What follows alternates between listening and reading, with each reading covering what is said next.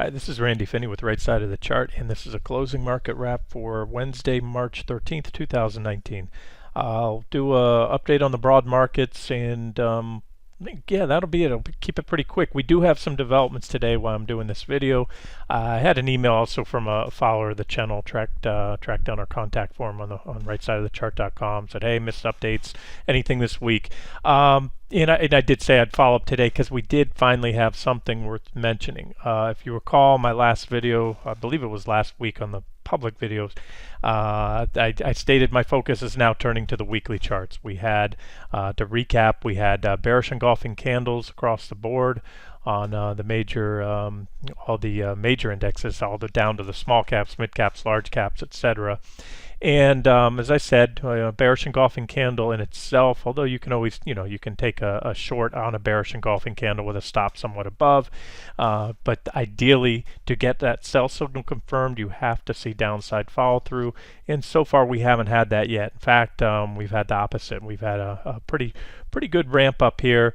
We're still closed below that candle, but as I always say, if trading off signals on the weekly chart, absolutely nothing matters during during the week. It's that Friday close. Now, I will give it this: we are 3/5 or 60% of the way into the week. So as of now, we're closed today, the third day of trading. We have 2 more days to go. So as we know, a lot can happen the last 2 days.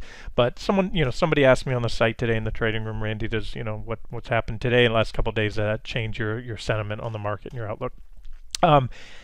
Technically speaking, and my reply was something along these lines. If I had a real-time sentiment indicator, imagine just a needle to the left, bearish, a needle needle moves to the right, bullish.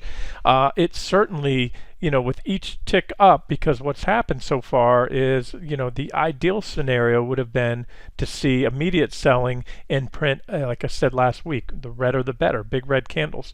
Now, to even get a red candle this week, it's still very, very possible. Anything can happen in the next 2 days. I'm going to get to an example there in a second and show you. However, it becomes less likely, certainly now that you've pushed up 3 days and you're back towards the top of the candle, at least on SPY. I'm going to go through all these in a second. So the takeaway here is we have to see how this week closes. Is the action last few days, does it help the bearish case? No. Does it hurt it? Absolutely. Does it extinguish it? Absolutely not. It just moves that needle a little. If you want to play that game, I don't like playing the real-time game, because if you trade like that, what are you going to do? Go long one day when the market's up 2 or 3%, 2%, or rallies for a couple days, and then turn around the next time it drops down, you lose all your gains because it drops back 2, 3%. Do you sell those longs and then turn around and short? No, you get whipped to pieces. So as I said, there are times, and rarely, 99% of the time, the signals, buy, sell signals, things that occur on the weekly chart really aren't significant to swing trading. But right now, they are, or they have the potential to be. Again, that's the key word here, potential. So we'll see how this week closes. Let's do a quick recap. And I want to use an analogy here with Boeing. I just put up some charts in the trading room. I want to talk about that and some similarities maybe with the broad market. So that's that. Let's not try to read too much into it, other than right now we cannot take anything away for near term. Check marks go to the bulls for averting any more downside. It's been a pretty aggressive buy up here, if you will, of that dip. So as I said last week, it hit the earliest targets. If you were bullish and long, that's that was a chance to go long at those early targets, put a stop below, and maybe we continue up. And so far that first dip would have done the trick for you. We'll see if it continues. All right, so that's QQQ. I'm sorry, that's SPY. Let's look at a few more. Let's look at the Qs. Let me find a clean board here on QQQ. There we go. QQQ. This is interesting. You can see that it's clearly moved above last week's bearish engulfing candle. However, really no surprise, because if you recall last week, and I covered this at the time, every single index, all of them, bar none, except QQQ, put in bearish engulfings on Monday. QQQ, what we've seen lately is right now there's money flowing into the FANG stocks, FAAMG, Amazon, Apple, Microsoft, Facebook, those companies, which are the top weighted, and so therefore they've caused outperformance in QQQ, and we haven't seen the same thing in the other indexes, which aren't as top heavy. And remember, of all the indexes, QQQ, the Nasdaq 100 has roughly 100 companies in there, 100 stocks, and it is by far, of order of magnitude at least, less diversified than even the Dow Jones, which only has 30 stocks. At least the Dow, although it's market cap weighted, they're not nearly as top heavy into the top components as the QQQ. And add to that, it is more diversified amongst the economy. It has financial stocks in the Dow, which you don't have any of in QQQ, things like that. And there's just a quick look. This is QQQE. So this is if you undo those top 8. You still can't undo the 60% tech weighting, or roughly, at least QQQ.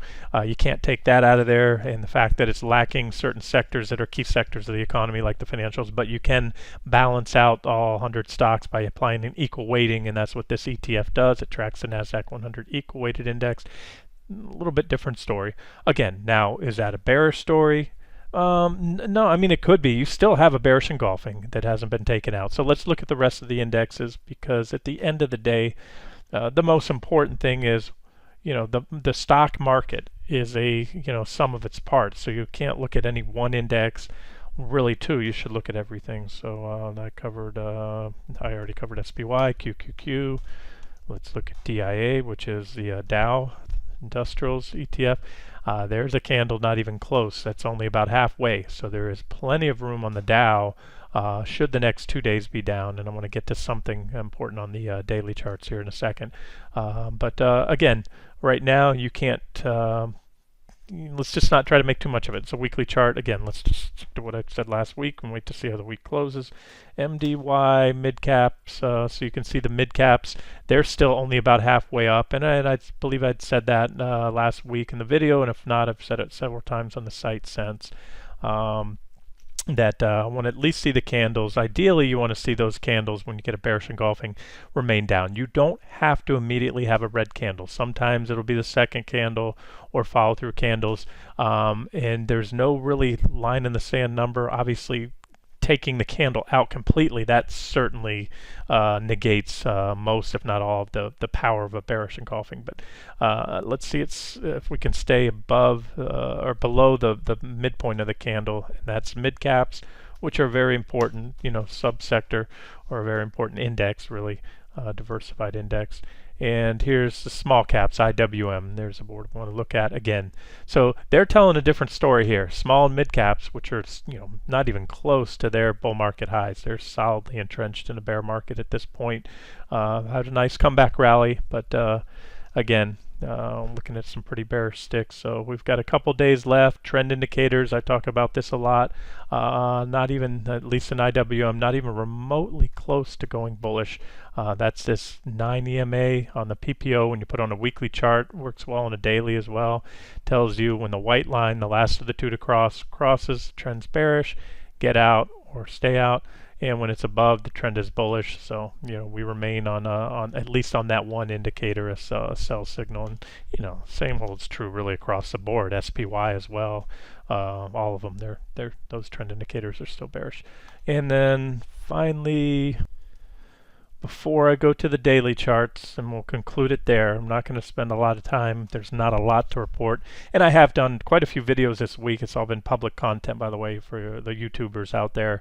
Every day I've done probably 2 or 3, and an average 2 a day this week, 3. And I've rolled the broad market analysis into other things that we're focused on, commodities, treasury bonds, corporate bonds, junk bonds, gold, things like that, only because there haven't been any significant developments. As I said, as of last week, I've kind of shifted my focus to see what happens on these longer term charts now. So before we go there, here's what I wanted to point out. So again, the case has been made. I have all different boards with different annotations, but if you recall, this is the bull market uptrend line. This goes off all the way back to the left of this chart, off the lows in 2009. So there's your primary bull market uptrend line. It's clean, a lot of touches, and so the story was we had divergences building all the way into the highs in October.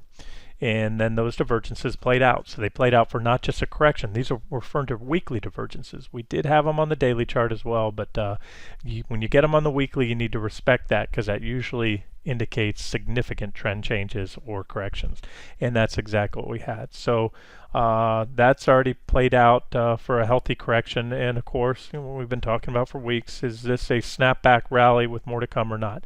But I want you to look at just look at the nature of this rally, and remember, very impulsive. Look at all these green candles. Of course, the momentum was waning, and then you had a bearish engulfing right there at the top so far, which again, this week isn't over, so this week's stick at this point in time is sort of moot, if you will. Let's just see what happens. But again, I wanted to focus on this. Now, where that ties in, there was a lot of chatter in the trading room today on Boeing, and so what I want to do is share this. I put up some charts. In fact, somebody asked me about Boeing. Ironically, it was exactly 1 month ago today. You can see, and so I posted my thoughts here in the trading room. All my charts are always time date stamped. So you can see down here February 13th. And my reply was, we'll put a couple charts up at this one. No sell signals on B8 this time, although these sharp divergences indicate that this megaphone pattern is likely to play out for a major drop in the stock starting sometime this year. And we're going to get to this in a second. We're going to look at this. So you all know what happened. And I'm sure right now, before I even finish, most of you say, "Oh well, it's random coincidence. That a couple planes went down. Now they have problems with their software." Not coincidence. At least not in my opinion. What it was, and what I replied to in that post, is what you have, and just like with the market, remember I was looking at the S&P showing those divergences. So divergences can build for, depending on the time frame, if it's daily chart, they can build for weeks or months. If it's a monthly chart or a weekly chart even, you can build divergences for years, and that's often what you get is, anywhere from several months to sometimes a couple years, 2-3 years of divergences. And they sure as heck played out in the S&P last quarter, and they've always played out in the past. Now, here's the thing on Boeing, Boeing. Divergent high there, and it made a 23% drop, and like I indicated here, it pushed up. And at that point, I'm on today's chart. Well, there it was. That was back then. And you can see, like I said, these momentum indicators are still rolling up. So we didn't have any sell signals at that point in time. But what happened with the crash, or this second crash? It was the first one. Now that we have two crashes, that's more of an issue, obviously. So what it did is, you can see on this updated chart, we now have confirmation, pretty impulsive move down. And what I was mentioning before, if you looked at that price action on the S&P 500, it looks almost identical. So the point is, technicals and divergences, I might have said earlier, they have always played out. They don't always play out, but I can tell you with confidence, doing this many years, that well over 90% of the time they do. Once in a while they get burned through, but 9 times out of 10 they'll play out. And this one, we had a little divergent high there, and it played out for a quote-unquote little correction, we'll call it, in the bigger scheme of things. I think that'll prove to be minor. 23% drop, pushed back up, and simply extended the divergences. And then we had, what Boeing had was a spark. So technicals will often need a catalyst, that spark, to ignite what's already in the charts. And so that's a lot of what I'm seeing right now in the broad markets, this same kind of up ramp. And who knows what that catalyst will be.